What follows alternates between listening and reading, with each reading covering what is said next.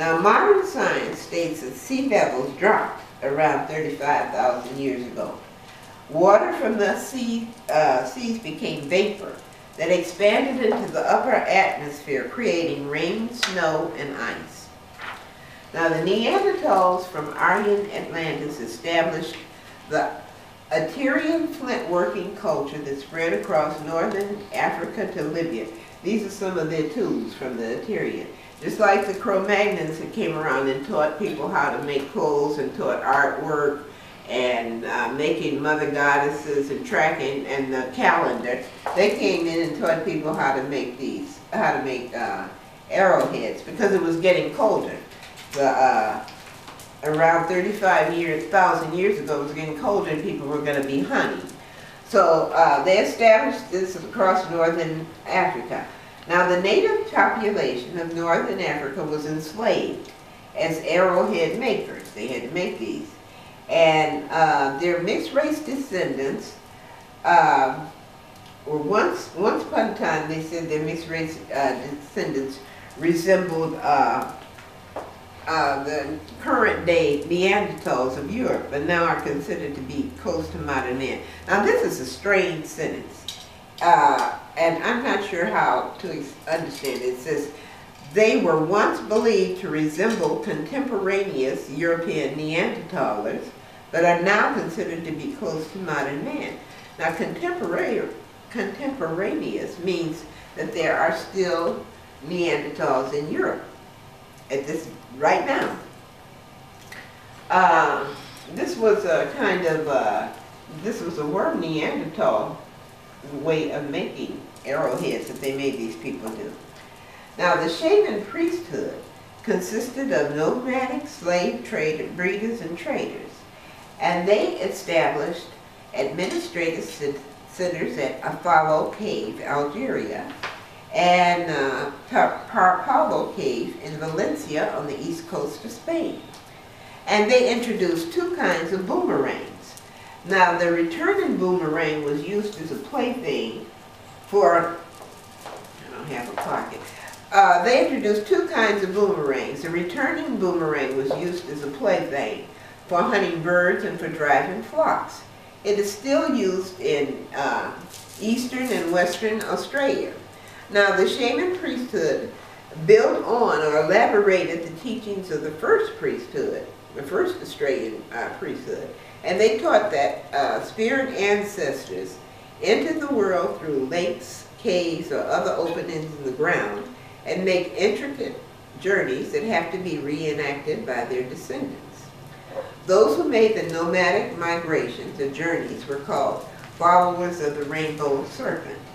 Now, anthropologist Jacquetta Hawkes wrote, the Australians made the most exact maps of these journeys in the form of ground painting, and themselves go in procession from sacred spot to spot, following the divine route. American Indians have comparable rituals. These followers of the rainbow serpent believe that by making or retouching paintings at sacred localities within the caves, they could promote the fertility of the totem species. Like the Sharingas, the paintings were held to unite the individual with the totem and the divine ancestors, and the continued use of old ones served to maintain continuity with that ancestral past. So in other words, they were teaching these mixed race people to identify with the mountain tribes. Now, they also taught theories of a dreaming time, a time when all people were instinctive with no conscious thought, which would have been before Java Man. So dream time or world dawn was said to be a time when the natural environment was shaped by mythic beings and great fertility mothers created life. Now, the shaman priesthood negotiated tribal alliances and mergers with great attention to heritage and lineage, supposedly to ensure the continuity of a Neanderthal race that would not pass to extinction.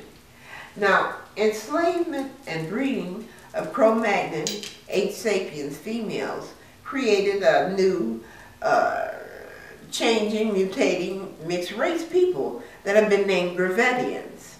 Now, Anthropologists state the Gravettian race was much like people of France of 60,000 years ago. So this means they were like the people who appeared right after the first were Neanderthal invasions of 70,000 years ago. It means they were primitive. Now, findings of flint and bone implements indicate that around 30,000 years ago, small groups of worm Neanderthals lived in caves of Cresswell Crags, Kent's Cavern in Devonshire, and on what is now the island of Jersey, across the English Channel. And they yet used the same type of Mousterian tools. Now, groups of Gravettians traveled from France to England and settled northwest of Derbyshire, where they formed the Cresswellian tool-making culture, which used H. sapiens tool-making techniques to produce Mousterian tools. In other words, they used advanced tool-making techniques to produce some primitive tools. Now, Cro-Magnon Neanderthals from Aryan Atlantis systematically executed the Cro-Magnon H. sapiens leaders. Remains from a Wren cave in northern Italy date from 29,000 to 27,000 years ago. They show a body that was adorned with large numbers of seashells, perforated teeth, and a perforated deer antler baton of command. Now, remains from the Grottes des Enfants on the Italian Riviera date from the same period. The remains are those of Negroid children between 7 and 13 years of age.